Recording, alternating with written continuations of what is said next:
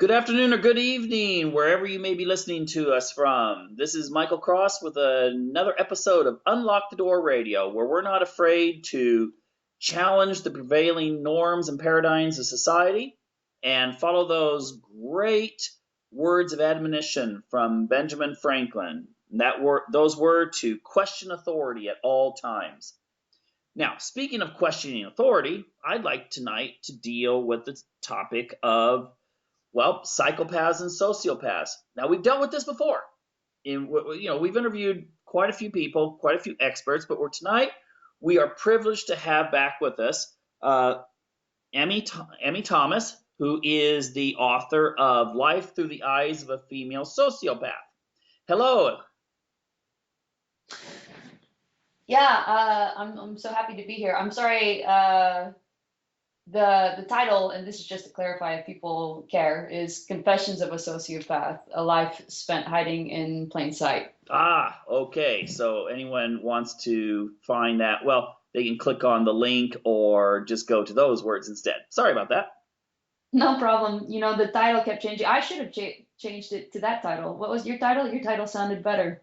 Oh, I think I accidentally read it off from the old YouTube. It was the Life Through the Eyes of a Female Sociopath.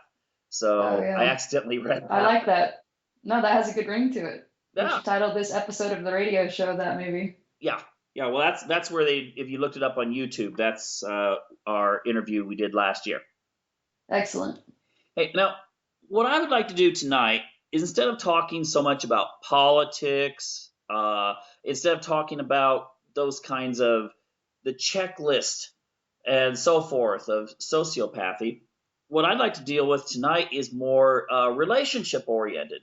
Love, sex, marriage, friendship when it comes to people who are psychopathic and sociopathic. And you seem to have a different perspective. I'm reading through your website, Sociopathic World, for our guests out there that want to check it up.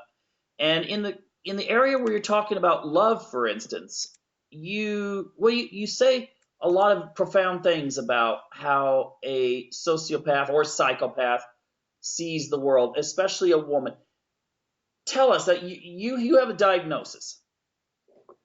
Yeah, I do. I have been diagnosed. Okay, so give me your perspective when it comes to, for instance, what is the difference between a regular person and a psychopath when it comes to a relationship situation? You know, I think a lot of the differences are sort of the default beliefs and values that the sociopath has. You know, everybody kind of grows up, and I don't know if it's from watching romantic comedies or if it's from watching your own parents, you know, if your parents were still married and interacting, or, you know, watching a parent with another romantic interest. I'm not sure how it is that we come to conceive of our idea of what is a relationship, but I feel like there is a strong socializing that happens. You know, I don't think that we are just born with the idea that, you know, men should do this in the relationship and women should do this, or that, you know, in other types of relationships that there's somebody who's dominant, or power struggles are always in relationships or they're never in relationships, or healthy relationships. You can never have a situation in which somebody resents another, or resentment is just natural and normal and we shouldn't try to stifle that. Everybody has these beliefs. And I feel like the main thing about a sociopath is the sociopath does not have those default beliefs. So you come into a relationship thinking, you know, I deserve X, Y, and Z to be treated these ways. And the things that I don't want to experience in a relationship are ABC. And you have such strong feelings about those that if somebody violates those rules that you have for relationships and does ABC or fails to do X, Y, and Z, then that person has betrayed you, you know, betrayed your trust, maybe. They have been disloyal, you think. They have been, maybe you start thinking, you know, what is the whole relationship built on? This person must have been acting opportunistically the whole time, tricking me into falling in love with them, tricking me into dating them or pursuing a relationship with them. And I think that's how people often feel when they are in relationships with sociopaths, and sort of The first month or two maybe is bliss. You know, the sociopath is on his best behavior, his or her best behavior, I should say, and is trying to be the perfect mate, is trying to accommodate the other person, is being seductive, is being charming. And then, you know, as things progress, the sociopath sort of stops doing that a little bit because they want to let down the mask, I think, a little bit. They don't want to feel like it's a constant performance for them. Because if they come home and have to perform and they're at work and they have to perform and they're always wearing a mask, it's exhausting. So they're not going to keep that up indefinitely in most relationships, unless it's a situation like, and this happens with normal people too.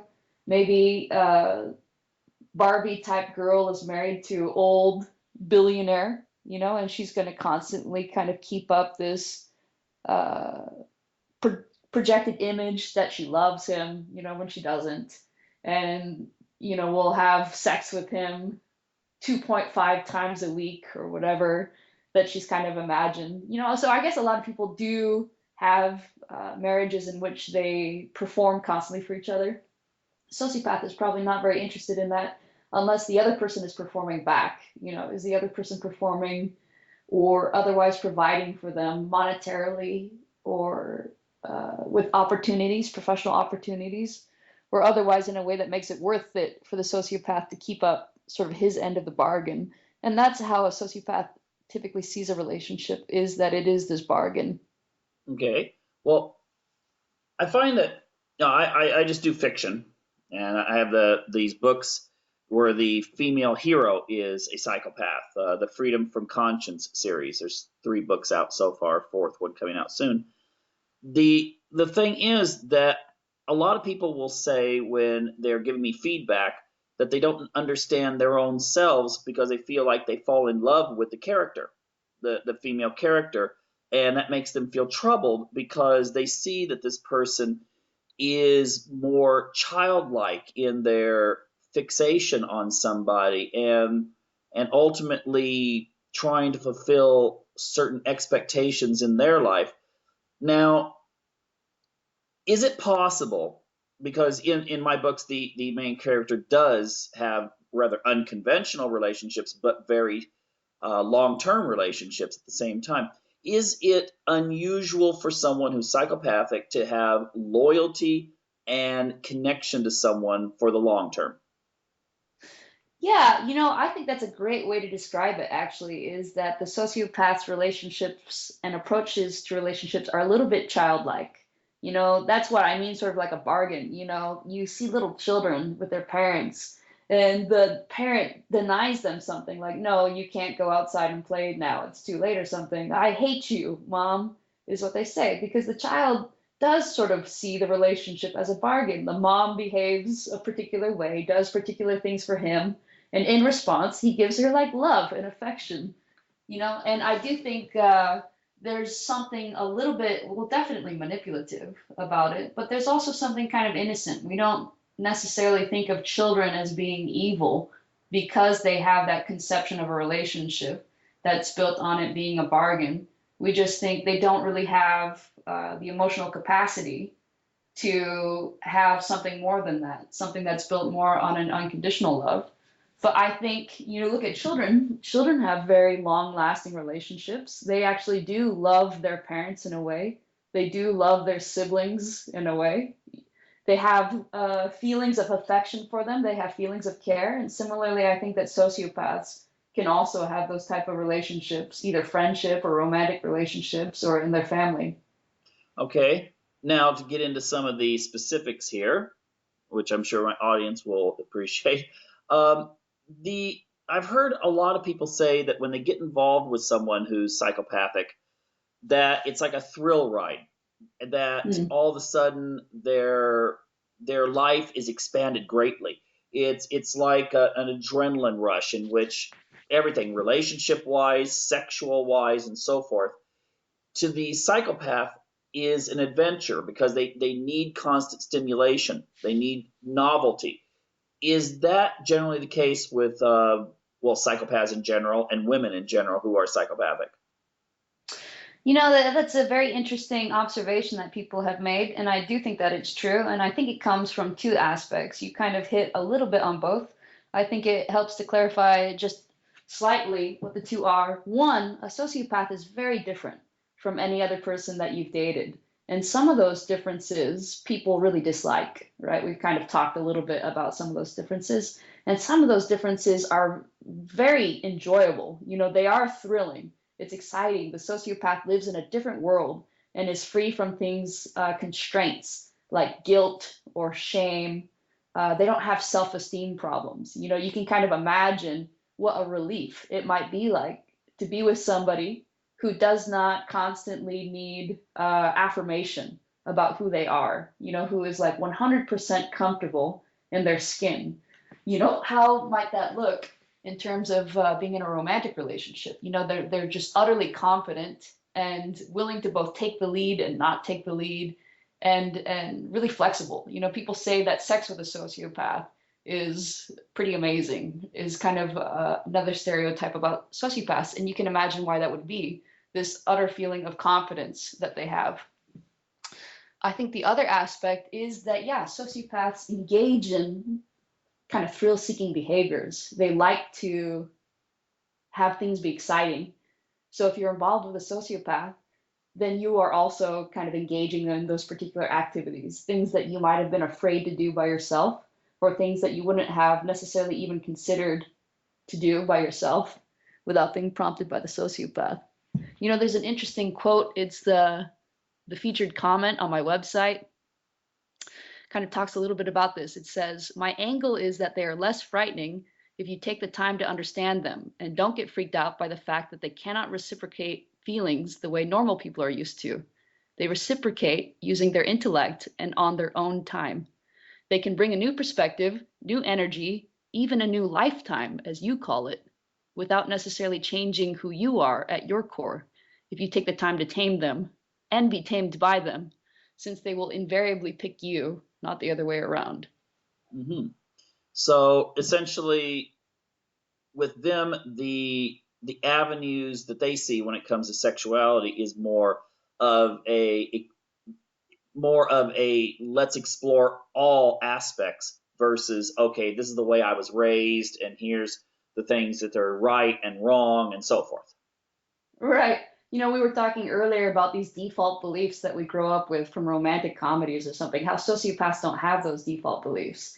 And so you can imagine, the sorts of things that would make somebody else ashamed for some reason. They think is like deviant, or they think is not normal or typical, or things like that. Even the idea of like making love, sociopaths, I do not think make love the way that most people sort of conceive of that.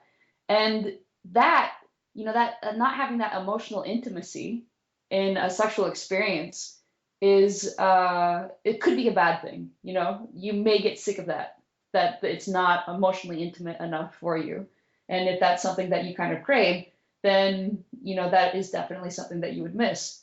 But there is also sort of a thrill and a physicality to not having that constraint, to not being constantly concerned about the emotional intimacy and the vulnerability of the other person. It is more of a physical act. It's more of a pursuit of pleasure. Okay, but it could take an intellectual side as well. I'm thinking of someone such as Aleister Crowley. I often think that he must have been what's known as a cerebral psychopath, but he seemed to take an intellectual pleasure connected to his physical pleasure. I'm not familiar with Aleister Crowley. Okay, yeah, but kind of like some of the cult leaders who Yeah. Mm-hmm. who might connect who might connect an act of sexuality not so much on the emotional level, but as an intellectual, spiritual, physical level with someone. Right. And this is kind of an interesting aspect of sociopathy too in relationships. I think that I use the word seduction in a way that most people do not use seduction. I use seduction. Most people, I think of seduction and they think of somebody's trying to get you into bed. Somebody is trying to, that's their whole purpose. Is it's completely about sex and that's all it's physical. But I don't use seduction that way at all. I always think of it in terms of you are entering into somebody's mind in a way that is going to permanently alter the way that they view the world, experience the world after you. You're making this indelible mark on who they are as a person. That is kind of the goal. Sex is just a tool to get to that point. What I'm really worried about, or not worried about, seeking, is winning people's souls and minds, not just their bodies. Okay, so it's more of a possession. Yeah, it is. It's a possession. It's a little bit of a power thing. It's a little bit of a control thing, but it's seeing it's a little bit like art. You create something. You have created this thing in this person's mind now. They will forever associate certain things with you. They will forever be impacted by you. You have taken something that was complete in its own way. Like I guess you could say paint is complete, but you've created something different, something new. You are a creator in that sense, not necessarily a destroyer always in relationships, although there is also beauty in destruction. Hmm. Yeah, I'm wondering now. That gets me. I know someone who, in her relationships, she speaks almost in that sense. I don't know if she's sociopathic or psychopathic, but she sees sexuality as something to open up to people. She takes pleasure in how many. She's even said how many heterosexual women she's turned to at least bisexuality or lesbianism, and that sort of thing. And it gives her. It seems to give her a sense of accomplishment, and so forth. So this is kind of the thing. Opening people's minds to new vistas is something that's hardwired into people who are psychopathic or sociopathic. I think, yeah, I wouldn't say necessarily that particular thing is hardwired, but it is very, very common. I think, this need for stimulation mixed with this desire for power. The primary motivation probably of a psychopath, sociopath is power. And what better, it's like architects who have a dream of creating something that will last for centuries, and is forever going to impact the environment around it. I think it's less of a sociopathic, uh, solely a sociopathic inclination, and more of a drive that is human nature, is to want to affect some sort of change, to tell the world essentially, I exist. I existed here, and here is the proof of it. It's very Ozymandias, here, look upon my works and tremble, sort of thing. And even though it seems a little bit ridiculous, we all know that, eventually all these things that we've created, a building an architect builds, is going to crumble. Somebody who has been seduced is going to move on and be seduced by other people, or seduce other people, or be involved in other relationships. And we like to think that we're leaving indelible marks behind, but we know that's probably not true. It's a little bit egomaniacal, and seems to suggest that there are delusions of grandeur to think of it that way. But I think it's not just a sociopathic delusion, but a kind of a common delusion that we all want to make some sort of difference that we can see in the world around us. Mhm. We'll get to children in a little bit because it sounds a lot like when people want to leave a mark, they leave their children, their genetic legacy. But Right. real quick, now now that I just want to follow up a little bit here. Would you say that male and female psychopaths have the same mindset, or does the male use a different form of conquest than the female does? Hmm. I think that there are definitely differences in the genders for male female psychopaths. I think you even think I have a transgendered friend, and he behaves really differently on the hormones that he's currently on than he ever acted before. He has sort of a different personality, at least a very different twist on his previous personality. So I do think that, you have your brain chemistry, but you also have hormones. That's a big deal. I also think the gender roles in our society influence heavily the ways that young sociopaths develop. You know, whether they like it or not, people believe that girls should behave one way and that boys should behave another way. And so consequently, there are going to be certain things that are easier for a girl to do, girl sociopath, that options that aren't really available to a boy sociopath, and vice versa. So I do think it really does change. And sociopaths generally like to kind of take the path of least resistance. So they're not likely to really buck against those trends as much as, at least eventually, just adopting them as their own and, you know, realizing, okay, yeah, there are certain strengths and weaknesses to me being either male or female and being perceived that way in society. And I'm just going to capitalize on the strengths and try to minimize as much as possible the weaknesses. Okay, so the female would be more likely to use sex as a weapon versus the male who might use domination in other ways. Exactly. Yeah, domination, you know, the expectations for a male to be powerful, to have money. He doesn't need to kind of use his body the same way, or sexuality the same way that a female sociopath would. Oh, but before we go on from there, I just have to ask this question. Uh, would you say it would be very unusual for either a male or female psychopath or sociopath to let themselves go? Wouldn't they be, because of their very makeup, more likely to take a strong interest in their appearance at whatever age? Hmm. Yeah, you know, I think that that kind of is true. I think that I have said before, I don't generally find sociopaths to be fat specifically. And I think often it's because you think about some people genetically are that way, you know, but a lot of people, there is some influence of lifestyle and also their psychology, their emotional beliefs about food, it's comfort food, they get stressed, they eat food.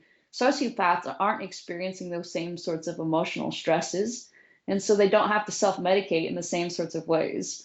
So I also kind of think, you know, maybe sociopaths aren't going to necessarily be the people at the gym spending 4 hours a day at the gym either, because they don't have the same sorts of insecurities that often plague those types of people. They feel fine in their body. They don't feel the need to constantly be manipulating it to be, you know, even more muscular, even less body fat. So they tend to just be normal looking people, I think. Attractive because they are so confident. They exude confidence, and people find confidence to be attractive. Okay, so they might have a running or biking program, but they're not going to be out there taking steroids. Right. Okay. Yeah, I wanted to cover that there to a degree. Now, and which of course would be good in the sense of them being able to go out and be able to achieve their goals, since if they have the self-confidence as well as a good body image, then they're going to do quite well, I think, in today's society. Right. You know, and I think that the fact that when you associate people who have body issues, it it tends to make you feel like you should also somehow be ashamed of your body. And so that is kind of that's an anti-seduction trap to fall into, is you have issues about your body. Like I've heard a lot of people say this, especially women, but I think that men are starting to express this more, whether they feel it more or not, or whether they're just expressing it more, it's not clear. But this idea that they can't really give themselves over to sex completely because there's always like this self-awareness of their body. You know, they don't feel absolutely comfortable in their body. They have little pieces of shame about their body. You know, they don't like the way that this looks, and they don't want to be in this sort of lighting or this sort of position because they feel like their body is something to be ashamed of. And I find that to be something that, you know, sociopaths would like never even think of. hmm Okay, which of course would make them probably more dynamic when it comes to a relationship. Exactly. Now, I want to go back to one thing, and that was the idea that you said on your website. I'm probably paraphrasing here, but most people sink into routines and kind of pretend to live. Now, you said the sociopath might start getting a little bit towards the letting down their mask, but if they let down their mask and the person they're with doesn't mind the person they find themselves with, won't the won't the psychopath or sociopath, if they want the long-term relationship, probably be into doing things that will alleviate any kind of boredom? They're the ones who might want to travel the world and go to remote jungles and do adrenaline tourism and that sort of thing to keep things alive if they want the security of having a relationship with someone. Yeah, let me clarify. You are saying so in a relationship, somebody is dating a sociopath and they enjoy the fact that the person's a sociopath. They're fine with, pretty much all aspects of the sociopath, or they're willing to take the good with the bad sort of thing. And so the non-sociopath person in the relationship would try to promote more thrill seeking in order to keep the sociopath happy, or this, are you asking that the sociopath would be doing that thrill-seeking behavior and that would make the overall relationship more enriching? Well, maybe both. Maybe the person who is not sociopathic is finding this enjoyable because I can't remember who it said. Again, I think it was Benjamin Franklin that said that most people die at 25, but they're not buried until they're 75. Right. And people find, I think, people sink into boredom and so forth, a conformity, you might say. I mean, I live in Sweden. That's like the most conformist society on earth. Don't believe any of the movies or anything like that. It is Right. very well, unless like Star Trek, the Borg without the attachments in their eyes or something, but it is much more conformistic, I think, than even Japan. And I'm just thinking that if a person winds up with someone who is a thrill seeker and they've grown up in conformity, there's some of them they'll feel threatened. They'll leave. They're like, oh my Right. gosh, I can't take this. The other type, though, might feel like this is an eye opening experience and they also get the serotonin rush, the adrenaline, and so forth. And so, even though they may be emotional, they are also enjoying the company of this male or female or whatever. Right. Yeah, I definitely think that there are people who, well, I have heard this before. People say, now that I've dated a sociopath and broken up with a sociopath, I can't go back to normal life. I can't go back to a normal sort of bland relationship that's constrained by all of this socialization that via their relationship with a sociopath, they've learned these things aren't necessarily true about relationships. I don't have to feel shame about this. I don't have to feel like the relationship must include these aspects and cannot include any of these aspects. There's a lot of freedom and excitement in dating a sociopath. And I think that it does, like be racist possibly, but favorably sort of racist. That once you go black, you can never go back. I think there is like a little bit of that to about a sociopath. They do open those vistas, and once you do become aware of your mind is expanded and your worldview is expanded in those particular ways, it is difficult to go back to living a blander life. Not that all relationships without sociopaths obviously are bland, but there you have different expectations and different things that you want in the world after that. And I think it's almost sad that there are people who are like that who would enjoy and have meaningful relationships with sociopaths, and they're obviously sociopaths, and those people should be getting together, right? But what we often find is, as you said, there are other people who would be very upset by a relationship with a sociopath. They would want, the XYZ and not want the ABC. And to the extent that the sociopath violates it, then that's very upsetting to them.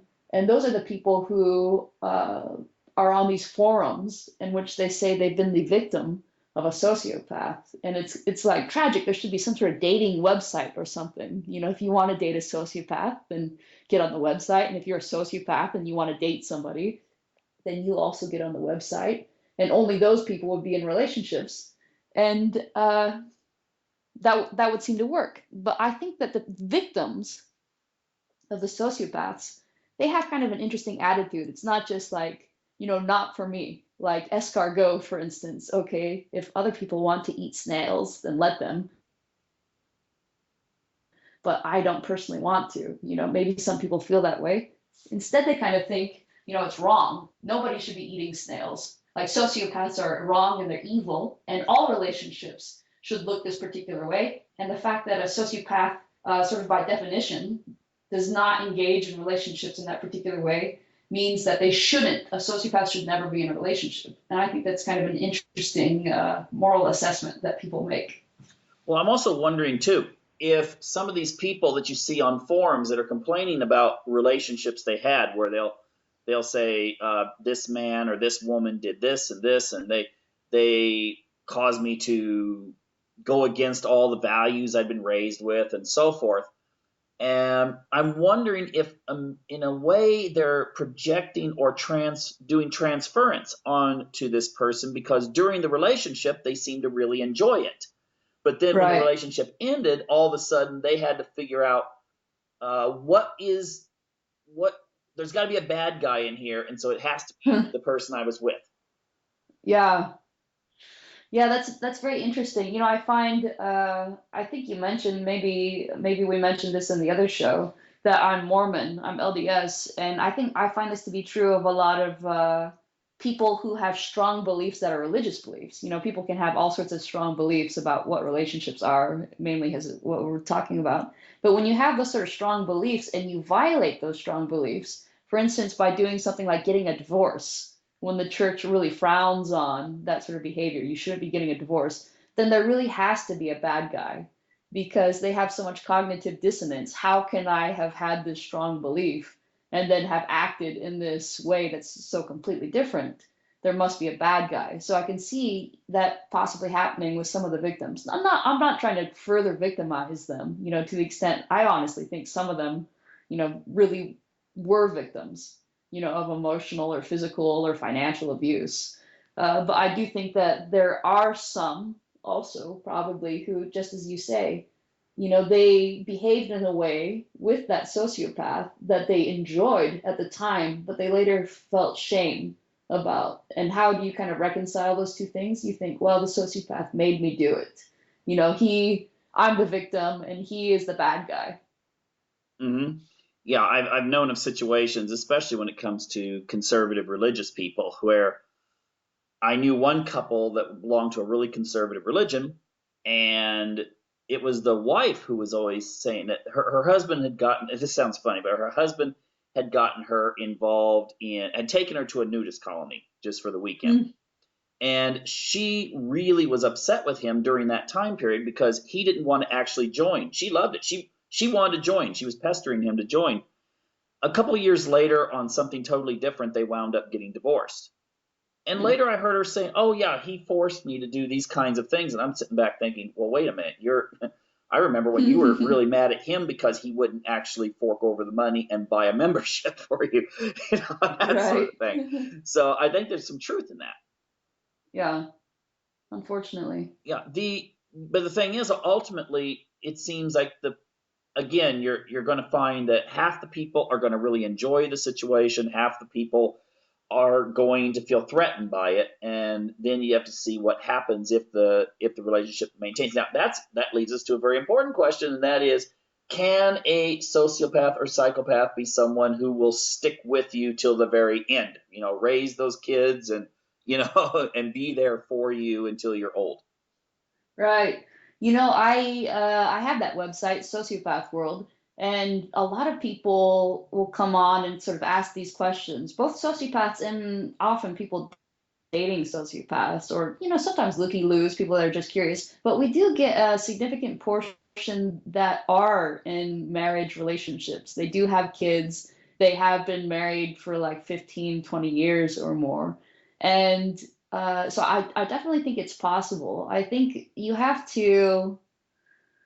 that it's not necessarily easy to do. I think that with normal people, let's say, you have enough of sort of core shared values, emotional values, psychological values, maybe even political, or you've both been socialized the same way to really build on and provide, the foundation for a long-term relationship.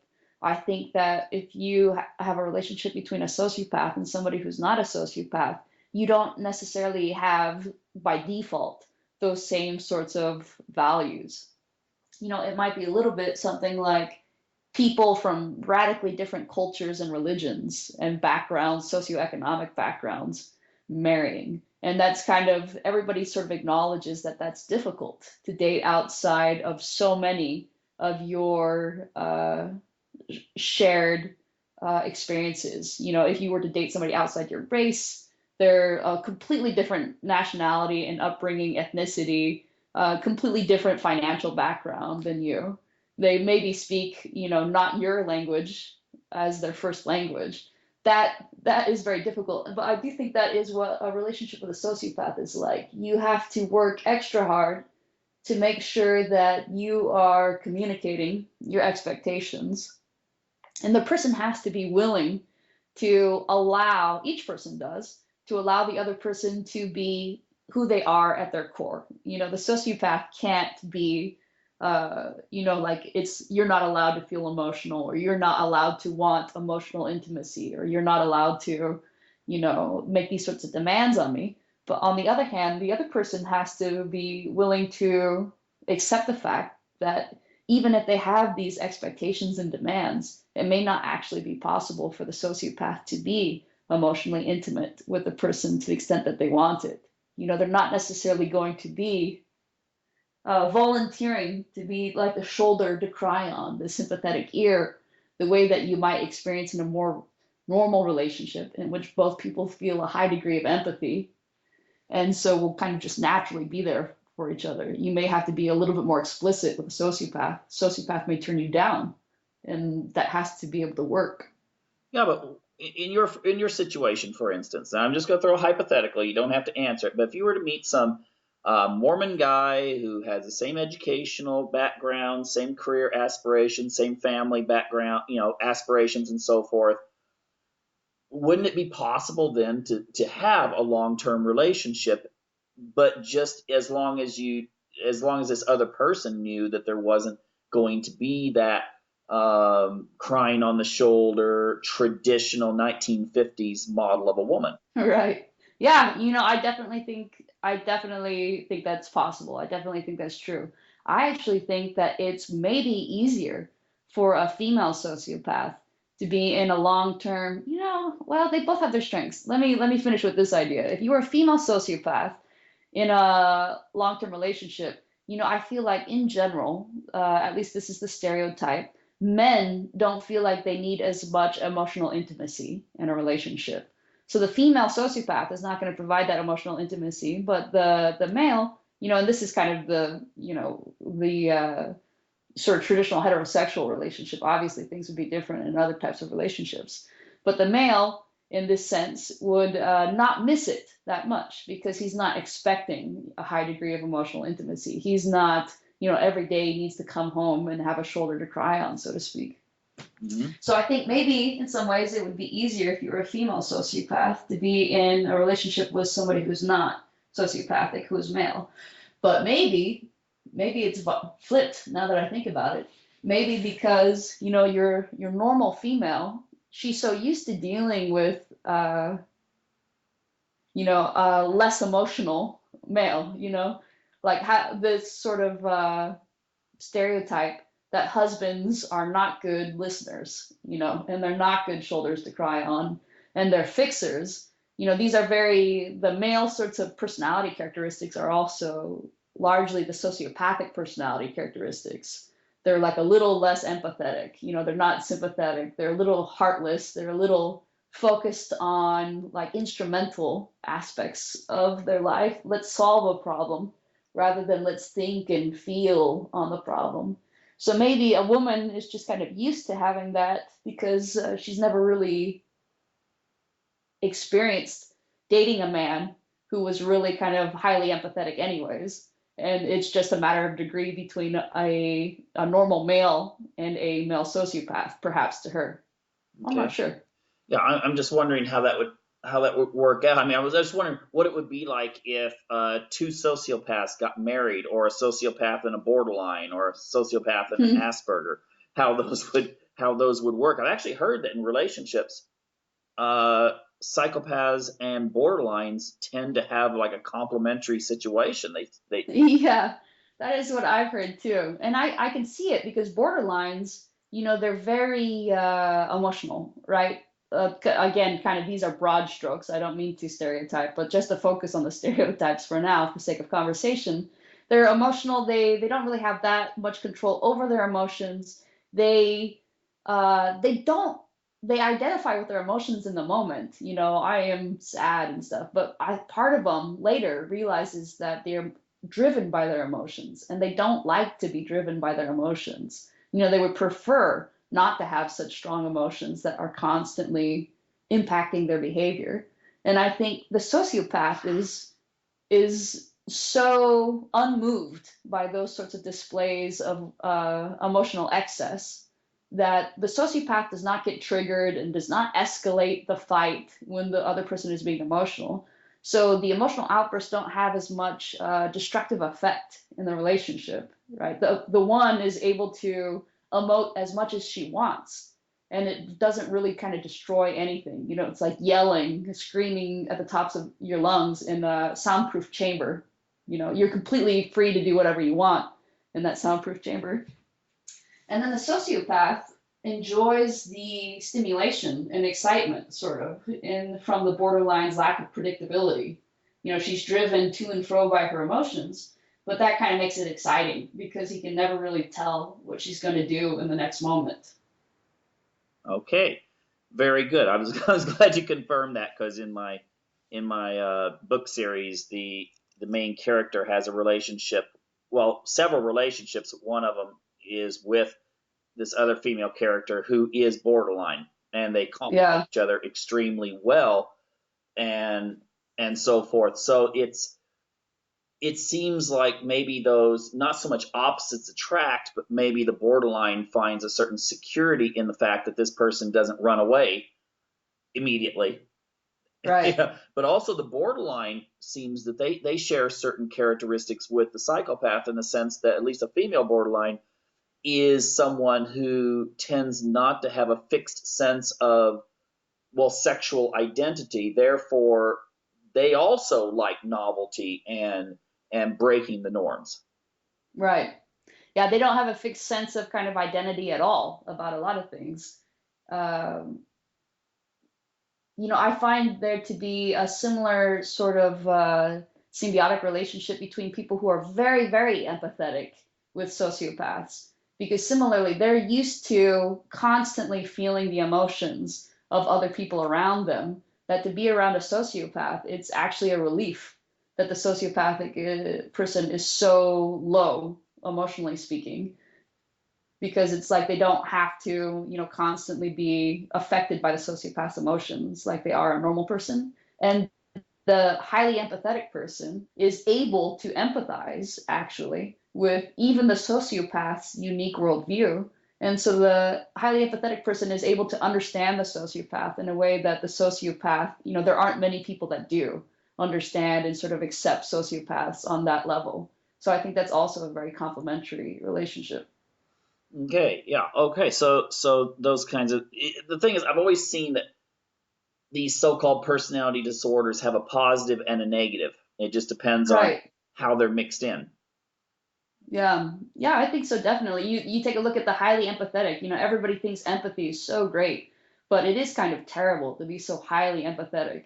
It's possible for you to be so highly empathetic that you're just paralyzed with all the emotions that you're constantly being exposed to, and that doesn't sound like a good thing. No, hey, I'm gonna get into children here in a second, but I was talking to a woman recently who she was going to go in for insemination, Hmm, and it wasn't because she was single; it was because her husband couldn't, he couldn't have kids.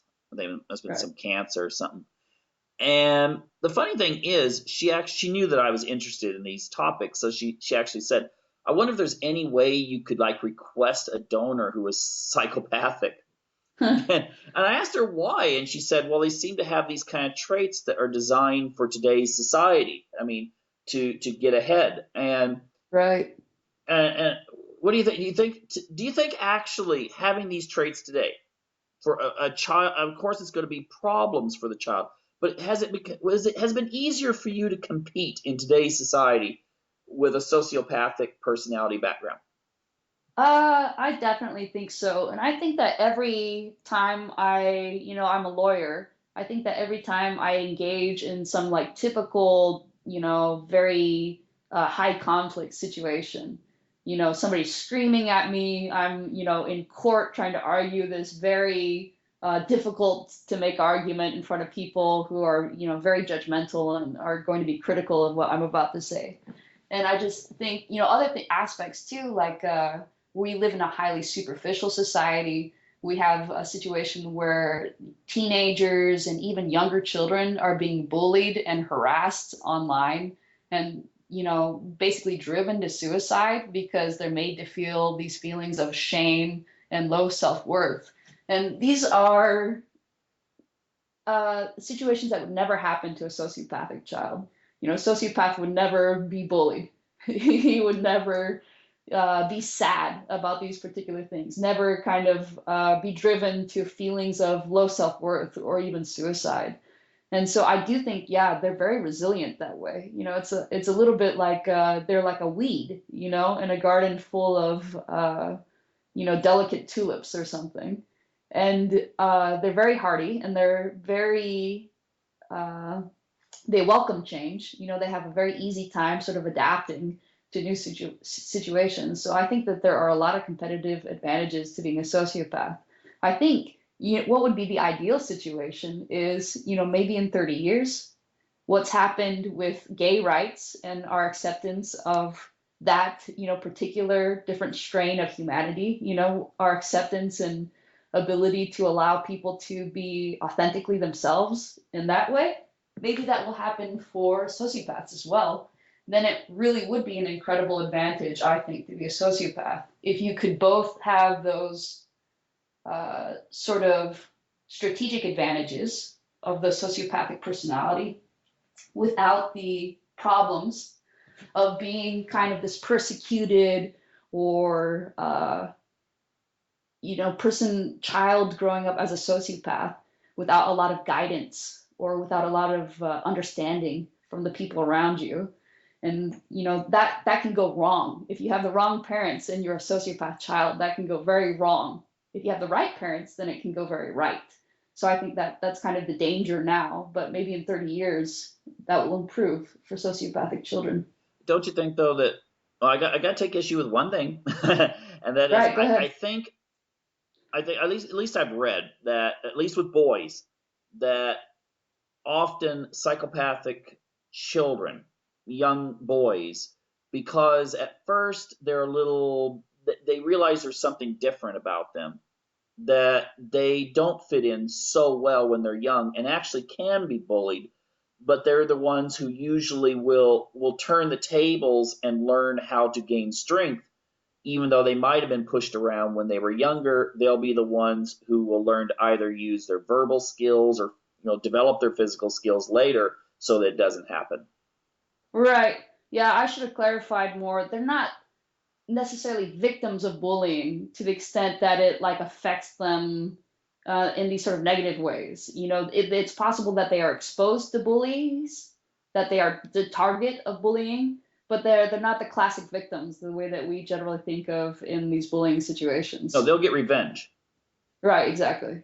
So now, saying that, what do you think about the parent? I mean, obviously, a lot of kids, if you ask a kid that's 12 years old, they're going to be like, well, yeah, my parents are psychopaths. Obviously that's only true in a small percentage of situations. But how would the psychopathic mother relate to her children in a different way than a regular person would relate to her children? Well, I think that again, I can't speak from experience. I don't have children, but I am around children a lot. I have a lot of nieces and nephews and little cousins that are children. And I feel like the way that I treat them is as if they're little adults, So you don't get the same, like a sociopath is not going to baby talk to a child, no matter how young, It's like it's everybody is kind of like an adult. Everybody gets spoken to on the same sort of level, which is not to say that the substance of the conversation would be adult substance. You're not going to talk to the child about, Zimbabwe's inflation crisis or something, but you aren't kind of, whatever impulse it is to baby talk to children or to kind of talk down to them, or to kind of shield them from the world. I think it almost is. I feel no obligation or even inclination to shield them. If I were to play chess with a child, or if I were to play, soccer, or even tackle football, I would still play as if I were playing with normal people, normal adults. There's not a desire to sugarcoat anything for them. So I think that that is probably a major difference in the way that I treat children versus other people treat children. And some people, you can see that there are advantages and disadvantages to both ways of treating children. The one children, I have a sister who kind of acts like that with her children, and her children are very, very independent. They're still young, but they'll do whatever they want, and they feel completely capable of doing anything they want. And, it's like we're packing up to leave for a weekend. I could be babysitting them, and like even the 5-year-old is packing her own bag and is remembering her toothbrush, and they're just very capable individuals. On the other hand, there is a lot of ugliness in the world, and maybe it really does scar children to be exposed to the sorts of stresses and ugliness that adults kind of get exposed to, and other people kind of shield their children from. I think of this. I heard this very interesting story actually in Sunday school a few weeks ago. This woman who was converted to Mormonism, and when she was like 5 or something, her mom converted really, and then she started going to church with the mom, and she went to a party, a pool party, with a bunch of other Mormon girls, and she was wearing a bikini. It wasn't, like a crazy, ridiculous string bikini or something, but it was a two-piece. And in Mormon culture, the girls wear one-piece swimming suits. That's kind of like a very culturally enforced thing. And so the girls at the party were making fun of this little girl who's like a new convert, doesn't know anything about Mormonism. She said she went in the bathroom, because they were making fun of her, and she tried to kind of figure out what to do. And she said, I didn't feel shame. I just felt confusion. Why is this such a big deal? Why is this considered wrong? Why are people making such a big deal about this? And then she finally figures it out, and she thinks, okay, I'll just put a shirt on. I'll wear a shirt in the pool, and that way nobody will have a problem anymore. They won't be able to see any of my midriff, and so there won't be any issue. But I thought that was such an interesting way to kind of put it. And I feel like that is a very, afterwards, she goes with the mom. The mom notices, hey, you're wearing that wet shirt. And what happened? And she explains, and the mom kind of just gets quiet, and she just says, I'm sorry. I didn't realize that was one of the rules. I guess the missionaries didn't tell me, or, I wouldn't have done that to you. I wouldn't have let you been exposed to that sort of judgment. And I thought, actually, how hearing this story, it's a very normal story, but it does kind of speak to my sociopathic experience too, in that there are all these kind of hidden rules. And I think that as a sociopathic parent, that you might do that to a child, sort of expose them to judgment for something that they're doing that's not really considered socially acceptable. And you're just not even aware that that is like something that the child is going to be judged for, because you yourself are not a conformist. You're not keeping track of that carefully, your own self. So I think that would be another interesting aspect of having a sociopathic parent, is their obliviousness to social norms and to the sorts of moral rules that everybody else adheres to. It would make you a very kind of open-minded, kind of free-thinking child, which has its advantages. But I think it would be difficult in terms of you being normal, the way that most everybody is normal in this kind of sheep conformist sort of way. Hmm. Yeah. I understand it, but of course, if the child was sociopathic, they wouldn't even be bothered so much. But Right. they might be like trying to analyze the situation and try to understand it. Well, But I also thought her reaction was very interesting that way too. She said, I wasn't shamed by it. I was just confused. And I also think that's a very sociopathic child reaction about stuff. Like, how do you learn if you yourself don't have like a sense of social norms that they should be enforced, and that we should all conform, or of morality?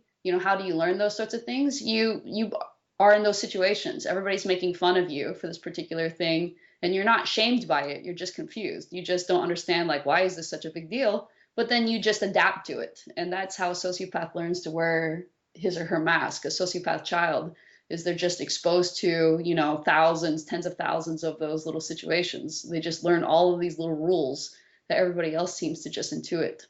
yeah, very interesting. Very interesting indeed. Hey, we're out of time, but tell people how they can get access to information about your book and also your website. So the website has probably most of the information about the book that you'd need. It's sociopathworld.com. The book is sold on Amazon. It's translated into, I don't know, half dozen or so different languages. And it's Confessions of a Sociopath, a Life Spent Hiding in Plain Sight. All right. Well, great. It's been really great conversation tonight. Very, very, very nice. Thank you very much for sharing with our audience this Thank really you so interesting. much. Okay, very yeah. Well, anyway, we'll have a great weekend, and maybe we'll have you back on in a few more months, and follow up with some other information. Sounds great. It would be my pleasure. Okay. Well, take care, and also thank you, listening audience, for tuning in to our show here this evening. Bye now.